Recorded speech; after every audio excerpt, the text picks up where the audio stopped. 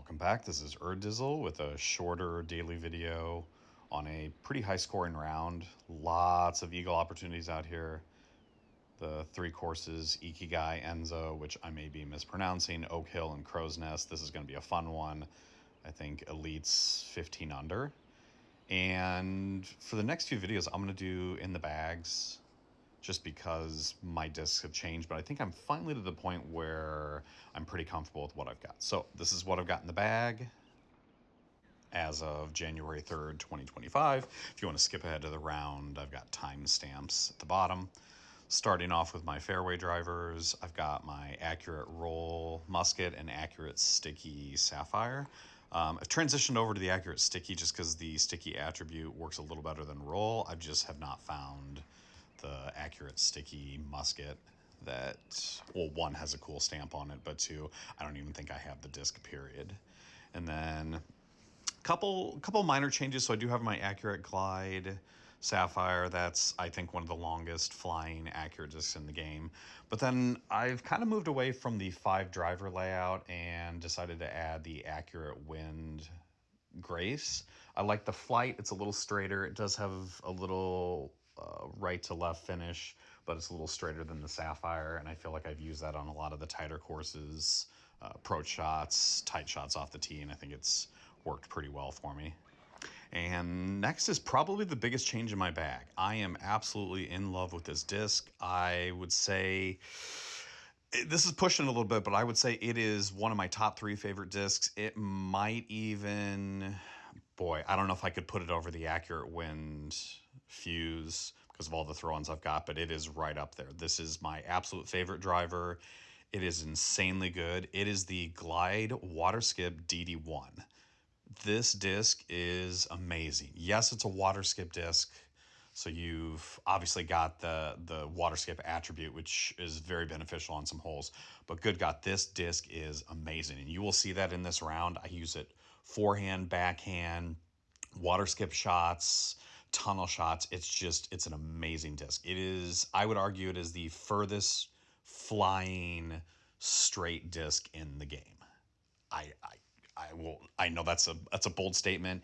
It will turn, it will hold the line longer than any disc I have ever seen, other than some of the turn discs you can kind of hyzer flip up. But this disc is absolutely amazing.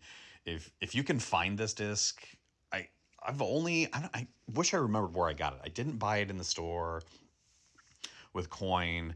I think it might have been one of the drops for one of the multiplayer season. I don't know, but it is an absolutely amazing disc. So if you can find this in your collection somewhere, try the DD1. Amazing disc. Love it. And then we finish off the main bag here with the 3 Rives, the Glide Sticky, which replaced the Glide Roll. Again, I think the sticky attribute works a little bit better than the roll. I think the developers had mentioned that. They're going to bump that up a little bit. And then the Glide Light and the Glide Skip, I think those are mainstays in most people's bags. I think a few top players have replaced those with similar discs, but those have been money for long time. And then we switch over to the putters and the utility discs. So my 2 putters, I've got the Accurate Sticky Keystone and the Accurate Sticky Hope. Those are my throw-in discs, definitely forehand throw-in. I'll use the Keystone anywhere in the 135 to 140 foot range. And then the Hope will take me out to about 155, 160. Again, forehand throw-ins are my favorite thing to do. And then the Fuse main mid-range there, I'll throw forehands in 170, 180, sometimes a little bit longer with that. And then still getting used to this one. I like it. The Trust, it's a little more overstable than the Fuse, so I'm still kind of finding a place for that. I think it actually flies further than this disc, the Accurate Sticky Explorer. Same thing, it's replaced my Accurate Roll. And I think the Trust goes a little bit further than that, but different kind of flight. And then the Accurate Skip Grace. That's, I think, one of the straighter discs. Really like that in the bag. So let's hop right into the round. High scoring, 15 under. I've already gotten that, but I think I can do better. And you're going to see that it turned out really well. All right, hole 1. This is that DD1 I told you about. Forehand.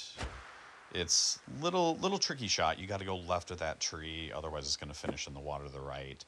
And I will say this with the DD1, the ground play with that disc is a little unpredictable. Sometimes I get almost a borderline sticky grab on the ground, but there's other times it just skips. I had that happen on this layout, hole 3, which you'll see in a little bit, where just some ridiculous skips. All right, hole 2, this one, this is not an accident. I played this route on this hole. It's accurate, sticky, sapphire, played around that tree, and just aim for that wall. I think if you play a forehand, you've really got to get the angle just right to get it closer. And you can get it closer, but you're risking ground play going right into the water. I like having the wall there. So I figured out if I go to the right of that particular tree, I can make sure it hits that wall and gives me anywhere from 80 to 120, usually pretty reasonable throw. All right, this is the one. Same thing, DD1 again. I've had some that skip here off that wall and go another 150, 170 feet long and then roll down the hill. It was ridiculous. I even had one that gave me, I think it was like a 330 foot throw in long. I was like, good Lord, how does it go that long? But it just sometimes get a crazy skip. And so right there you saw a little bit of the forehand action. Love the forehand. That is my jam. I'd like to do another video on that. Hole 4, another DD1 water skip. Not really skipping high enough to get an ace run, but water skip has definitely made that hole a little bit easier. Don't have to really land it on the island, just get a nice easy skip up there. And one of the things about the DD1, it's only an 11 speed, so it is not a max distance driver, but the glide on that is ridiculous. It throws like a driver while only being an 11 speed. And nothing special. This is just light glide, rive. This is your old school Oak Hill shots. I mean, most people got that in the bag. This course has been around long enough. You just pop one up over the top there, and pretty standard stuff. And then this was a sneaky one. This got me a couple times in the past when I had the glide roll rive. I would just throw a roller and pretty much put it up there almost every time. Now with the sticky, I don't have that roller in my bag. With that wind of 3, I had at least 2 or 3 times when I played this hole, it skipped way long. I mean, out of bounds, ended the round, which was a little bit frustrating. And that is the adjustment you have to make when you're using driver in a hole like that with a tailwind of 3. All right, this hole. Now, this is normally a fairly easy hole. Really the only risk, honestly, is if you flip something over, but most experienced players aren't going to flip too much over into the water there. The second is the tree, little dead tree there you have to watch short of the hole, and you definitely don't want to hit that. But normally when I throw this, even into a headwind, I will throw the accurate, sticky sapphire and just lay it out there. I have no problems getting up there, easy eagle. But this point, I really wanted to see what I can do. And I actually, about an hour before this, I had practiced this hole and figured out that if I throw the glide sticky rive forehand, that I can give this a decent ace run. Now, the problem with throwing a driver on that is if you do try to get an ace run, there's a potential to have it flip left or turn over turn over a little bit to the left or hyzer a little bit too hard to the right. But I thought it was worth the try to ace run it because I have actually aced it with that disc.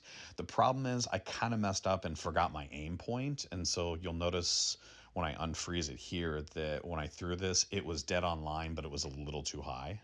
So now that we unfreeze, you see this is me being ultra aggressive, and it's just over the top.